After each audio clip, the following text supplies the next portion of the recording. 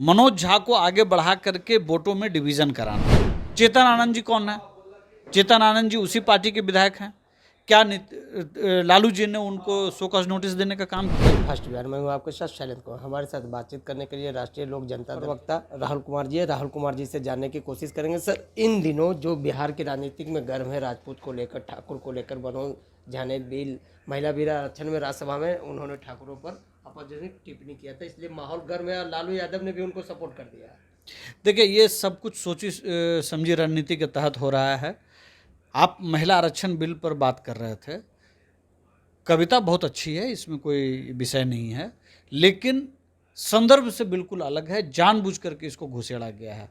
अगर आप महिला आरक्षण बिल में कोटा विदिन कोटा की बात कर रहे थे, तो अभी आपकी बिहार में सरकार है। उस मंत्रिमंडल में 7 मंत्री यादव समुदाय से आते हैं। उसमें अति पिछड़ा सिरे से गायब है। मुश्किल से 2-3 लोगों को जगह मिली हुई है। तो जब आप हिस्सेदारी की बात आप राज्यसभा में कर रहे थे, तब क्या आपके जो अपने कर्म हैं, क्या उसका ध्यान नहीं था? तो निश्चित तौर पर मनोज झा जी हों या आनंद मोहन जी हों या आरजेडी हो, ये तमाम लोग कहीं न कहीं इस विषय को राजनीतिक रंग देने की कोशिश कर रहे हैं। बिहार के युवाओं की एक उम्मीद के तौर पर तेजस्वी जी का नाम लेने लगे लोग। ये बताया गया कि भाई ये युवाओं की उम्मीद है, लेकिन उम्मीद को इन्होंने कहीं न कहीं जाति और धार्मिक विद्वेष में फंसा दिया है पूरे बिहार को। कभी रामचरितमानस को साइनाइड बताएंगे, कभी ठाकुर बनाम ब्राह्मण करने की कोशिश करेंगे। तो निश्चित तौर पर कहीं न कहीं इनकी पूरी रणनीति है कि करने से ज़्यादा जरूरी है कि बिहार को उलझा दो इन मुद्दों में, जिससे बिहार के युवा हों या दूसरे लोग हों, कहीं न कहीं वो विभाजित हो जाएं। लेकिन माननीय लालू जी, मैं आपको बताना चाहता हूं कि इस बार एनडीए बेहद मजबूत स्थिति में है बिहार के अंदर, और वो आपसे हिसाब लेगा। उसको मालूम है कि इस देश का भला और बेहतरी किस गठबंधन के साथ है, बिहार का भला और बेहतरी किस गठबंधन के साथ है। अगर आप कोटा विदिन कोटा की बात करते हैं, उसको लेकर के सारी रणनीति बनाने की बात है, तो जिस ठाकुर और जिस कुआं की बात है, तो वहाँ पे भू राजस्व विभाग आरजेडी के पास है। और नीतीश कुमार जी ने 3 डिसमिल या कभी कभी 5 डिसमिल भी वो कहते हैं कि भूमिहीन लोगों को हम देंगे। तो बेहतर ये होता कि तेजस्वी जी या मनोज झा जी ये प्रयास करते कि जो भूमिहीन लोग हैं, जिनको 5 डिसमिल या 3 डिसमिल जमीन आप दे देते, घर की महिला जो उस घर की जो प्रमुख होती, अभिभावक होती उस भूमिहीन परिवार की, अगर उसको 3 डिसमिल या 5 डिसमिल जमीन देने का साहस जुटावें, तो उनका कुआं भी वहीं बन जाएगा और उनका चापाकल भी वहीं बन जाएगा और उनका छोटा सा आशियाना भी बन जाएगा। सर, यहाँ पर लालू यादव ने कल बयान दिया था। उन्होंने कहा कि मनोज झा विद्वान व्यक्ति हैं, वो किसी को ठेस नहीं पहुँचा सकते जाति विशेष को। देखिए, सारी कवायद इस रूप में है कि मिथिलांचल के अंदर मनोज झा को आगे बढ़ा करके वोटों में डिवीज़न कराना। लेकिन मैंने आपको पहले भी कहा, मैं फिर कह रहा हूँ कि मनोज झा जैसे लोग अपनी परिस्थिति का इस्तेमाल खुद के लिए कितना बेहतरीन ढंग से करते हैं, इन घटनाओं से आप समझ सकते हैं। और आरजेडी भी इसको भुनाने की कोशिश कर रही है। सबसे महत्वपूर्ण बात तो ये है कि चलिए ठीक है, मनोज झा जी बहुत अच्छा बोल रहे हैं। चेतन आनंद जी कौन है? चेतन आनंद जी उसी पार्टी के विधायक हैं। क्या लालू जी ने उनको शोकॉज नोटिस देने का काम किया? क्या कारण बताओ, नोटिस जारी हुआ?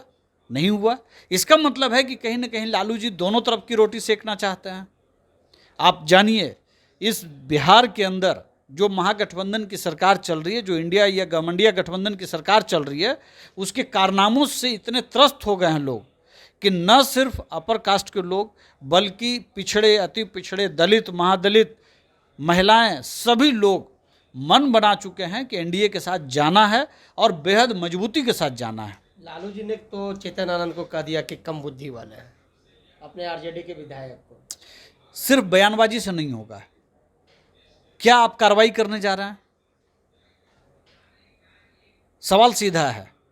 आप मुद्दों से भटकाने की कोशिश कर रहे हैं। मुद्दा अभी था बिहार में सभी नियोजित शिक्षकों को राज्यकर्मी का दर्जा देना। शारीरिक शिक्षक के तौर पर जो 2,500 भर्तियां हुई हैं उनको 8,000 रुपये वेतन मिलता है। उसी स्कूल में कोई 50,000 पा रहा है, कोई 60,000 पा रहा है, कोई 20,000 पा रहा है। तो वर्क कल्चर नहीं स्कूल के अंदर है। तो शारीरिक शिक्षकों का क्या अपराध है? उनको क्यों नहीं बराबर का वेतन मिलना चाहिए?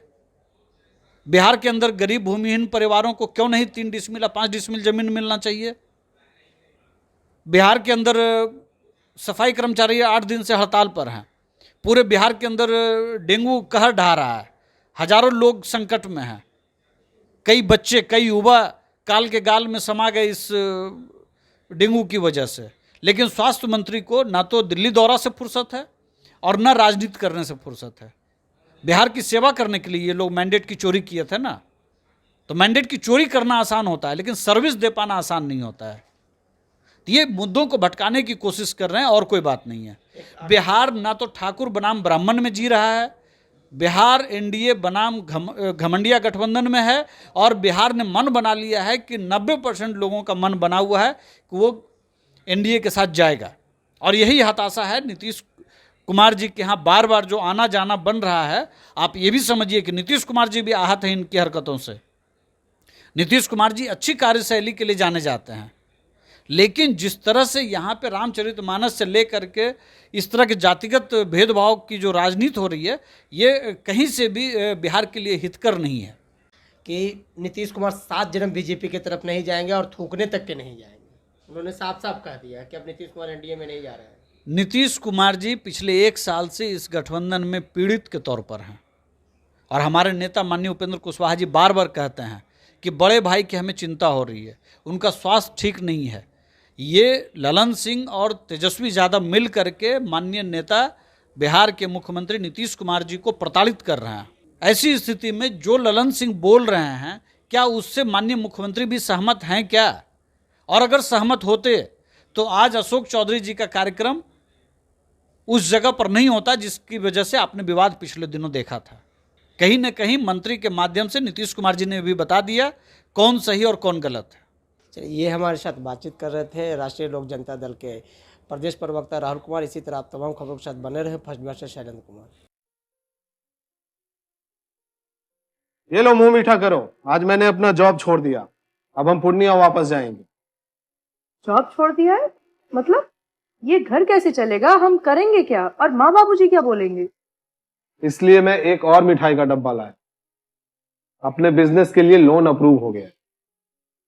अरे लोन अप्रूव हो गया वो तो ठीक है, लेकिन पूर्णिया में हम रहेंगे कहाँ? अपना घर भी तो नहीं है वहाँ। इसलिए तो एक और मिठाई का डब्बा अलग से लाया हूँ। हमने पूर्णिया में घर ले लिया है, पूर्णिया के ई होम्स पैनोरमा में। पूर्णिया में पैनोरमा ग्रुप लेकर आए हैं ई होम्स पैनोरमा। बड़ा घर, आलीशान जिंदगी और अत्याधुनिक सुविधाओं के संग। अरे अरे, अब क्यों मुंह मीठा करवा रही हो? क्योंकि हम घर वापसी जो कर रहे हैं। घर वापसी की खुशी पूर्णिया में ई होम्स पैनोरमा के संग। ई Homes Panorama, luxurious lifestyle redefined. नमस्कार, मैं हूँ आपकी शिल्पा शिंदे। कैसन बा? ठीक बा? जी हाँ, मैं 26 नवंबर को Purnia Bihar panorama star season 6 के प्रोग्राम में आ रही हूँ। सही पकड़े हैं। ये पैनोरमा ग्रुप के निर्देशक श्री संजय मिश्रा जी का धन्यवाद करना चाहूँगी। तो ई होम्स पैनोरमा में शाम को 7 बजे मिलते हैं। तब तक अपना ख्याल रखना, मेरा इंतज़ार करना।